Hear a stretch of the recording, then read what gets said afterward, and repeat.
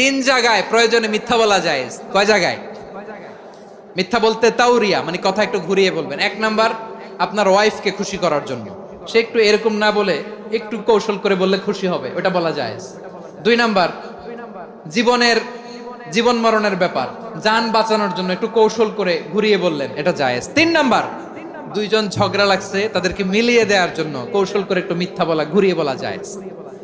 দুইজনের মধ্যে দেখলেন যে সম্পর্ক খারাপ, তো একজনরে বললেন, ভাই সে তো ওই দিন আপনার ব্যাপারে অনেক প্রশংসা। কি আমার ব্যাপারে প্রশংসা? তার সাথে তো আমার মারাত্মক সম্পর্ক। কি বললো? এই বললো আপনি নাকি এই করছেন ওই করছেন, অনেক প্রশংসা। লোকটার মন খুশি হয়ে যাবে তার ব্যাপারে, ঠিক কিনা? আবার তার সাথে যার ঝগড়া, ওরে যে বলবেন, ভাই ওই দিন তো সে আপনার অনেক অ্যাপ্রিসিয়েশন করলো, অনেক।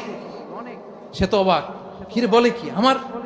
এই যে দুইজনের ব্যাপারে দুইজনের একটু ভালো ভালো কথা বলে দিচ্ছেন, একদিন দেখবেন রাস্তা দিয়ে হাঁটার সময় একে অপরকে সালাম দিয়ে ফেলছে।